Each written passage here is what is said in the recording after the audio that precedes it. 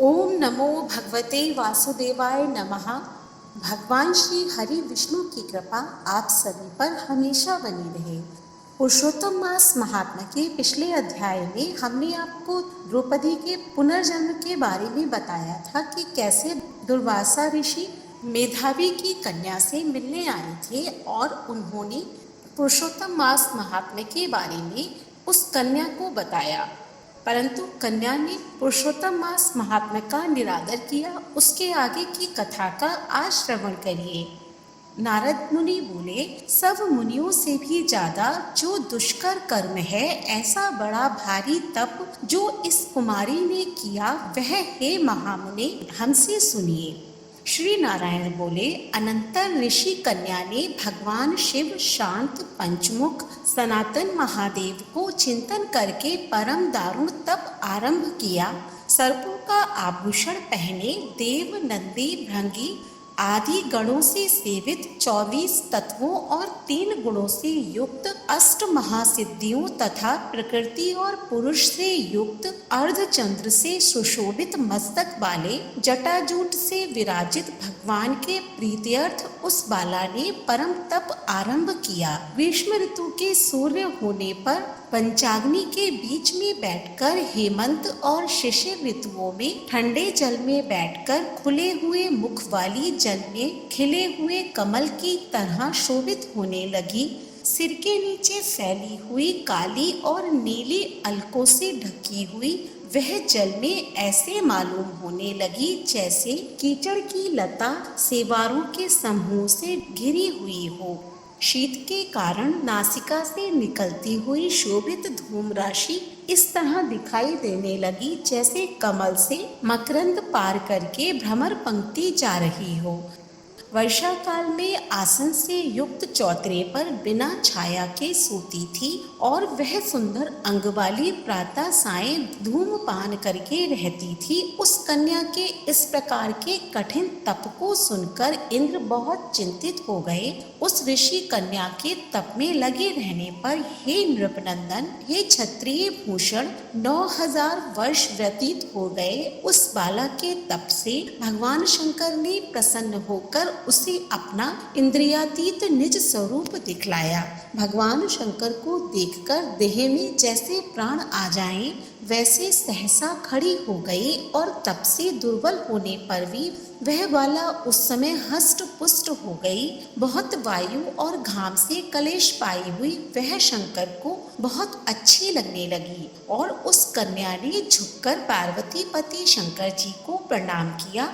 उन विश्वों वंदित भगवान का मानसिक उपचारों से पूजन करके और भक्ति युक्त चित्त से जगत के नाथ की स्तुति करने लगी। कन्या बोली, हे पार्वती प्रिय, हे प्राणनाथ, हे प्रभु, हे भूतेश, हे गौरीश, हे शंभो, हे सूर्याग्नि नेत्र, हे तमा, हे मेरे आधार मुंडा स्थमालिन, आपको मेरा प्रणाम है। अनेक तापों से व्याप्त है, अंगों में पीड़ा जिसके ऐसा तथा परम घोर संसार रूपी समुद्र में डूबा हुआ, दुष्ट सर्पों तथा काल के तीक्ष्ण दांतों से ढसा हुआ मनुष्य भी यदि आपकी शरण में आ जाए तो मुक्त हो जाता है। हे विभो, जिन आपने वाणासुर को अपनाया और मरी हुई अलर्क राजा की पद को जिलाया, ऐसे आप हैं दयानाथ, भूतेश, चंडीश, भव्य, भवत्राण, मृत्युंजय, प्राणनाथ, हे दक्ष प्रजापति के मुख को ध्वंस करने वाले, हे समस्त शत्रुओं के नाशक, हे सदा भक्तों को संसार से छुड़ाने वाले, हे जन्म के हर्ता, हे प्रथम सृष्टि के कर्ता, हे प्राणनाथ, हे पाप के नाश करने वाले, आपको मेरा नमस्कार है।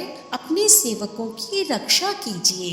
हे नृप, बड़ी भाग्यवती मेधावी की तपस्विनी कन्या इस प्रकार मन से और वाणी से शंकर जी की स्तुति करके चुप हो गई। श्री कृष्ण जी बोले, कन्या द्वारा की हुई स्तुति सुनकर और उसके किए हुए उग्र तप से प्रसन्न मुख कमल सदाशिव कन्या से बोले, हे तपस्विनी, तेरा कल्याण हो।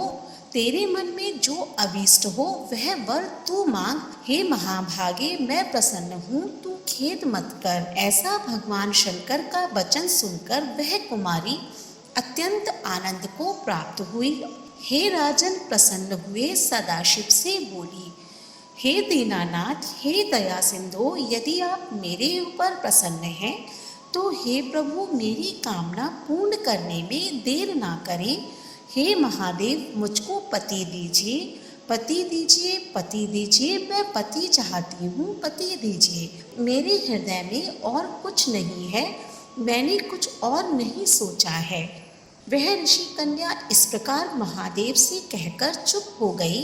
तब यह सुनकर महादेव जी उससे बोले, हे मुनि कन्यके, तूने जैसा अपने मुख से कहा है वैसा ही होगा, क्योंकि तूने 5 बार पति मांगा है। अतः हे सुंदरी, तेरे 5 पति होंगे और वे 5 वीर, सर्वधर्मवेत्ता, सज्जन, सत्य पराक्रमी, यज्ञ करने वाले, अपने गुणों से प्रसिद्ध, सत्य प्रसिद्ध, जितेंद्रिय, 13 मुख देखने वाले, सभी क्षत्रिय और गुणवान होंगे। श्री कृष्ण बोले, ना तो अधिक प्रिय ना तो अधिक अप्रिय। ऐसे महादेव के वचन को सुनकर बोलने में चतुरा कन्या झुककर बोली, हे गिरजाकांत सदाशिव, संसार में एक स्त्री का एक ही पति होता है, अतः 5 पति का वर देकर लोक में मेरी हंसी ना कराइए।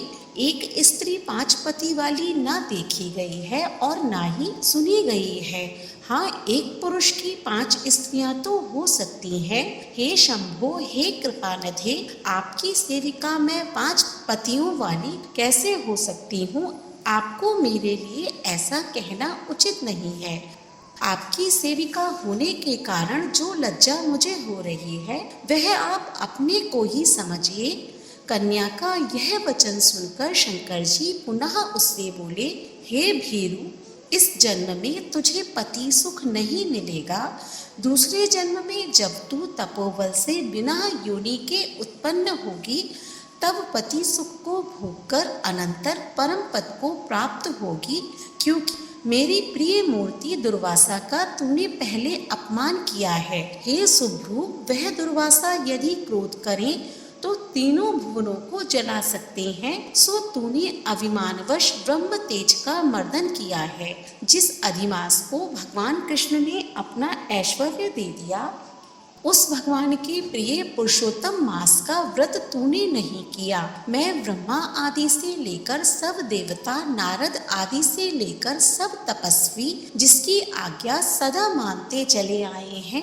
हे बाले, उसकी आज्ञा का कौन उल्लंघन करता है? लोक पूजित पुरुषोत्तम मास की दुर्वासा की आज्ञा से तूने पूजा नहीं की। हे मूढ़े द्विजात्मजे, इसीलिए तेरे 5 पति होंगे। हे बाले, पुरुषोत्तम के अनादर करने से अब अन्यथा नहीं हो सकता। जो उस पुरुषोत्तम की निंदा करता है वह रौरव नरक का भागी होता है। पुरुषोत्तम का अपमान करने वाले का विपरीत ही फल होता है। यह बात कभी अन्यथा नहीं हो सकती।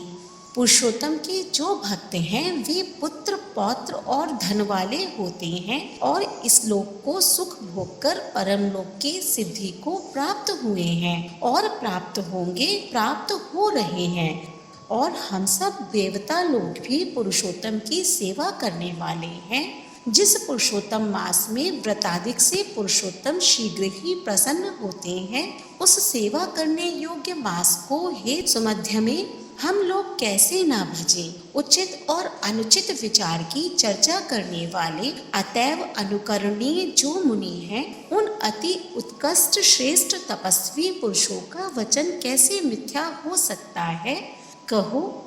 इस प्रकार कथन कहते हुए भगवान नीलकंठ शीघ्र ही अंतर्ध्यान हो गए और वह बाला युद्ध से भ्रष्ट मृगी की तरह चकित सी हो गई। सूत जी बोले, हे मुनीश, रेखा सदृश चंद्रमा से युक्त मस्तक वाले सदाशिव जब उत्तर दिशा के प्रति चले गए तब वृतासुर को मारकर जैसे इंद्र को चिंता हुई थी, उसी प्रकार कन्या चिंता बाधा करने लगी। इति श्री रन्नार्दीये पुरुषोत्तम मास महात्म्ये 11 अध्याय हरिशरणम। जय जय श्री राधे। अगले अध्याय का श्रवण करने के लिए हमारे चैनल को सब्सक्राइब करें। आज की कथा पसंद आई हो तो कमेंट बॉक्स में ओम नमो भगवते वासुदेवाय नमः अवश्य लिखें। धन्यवाद।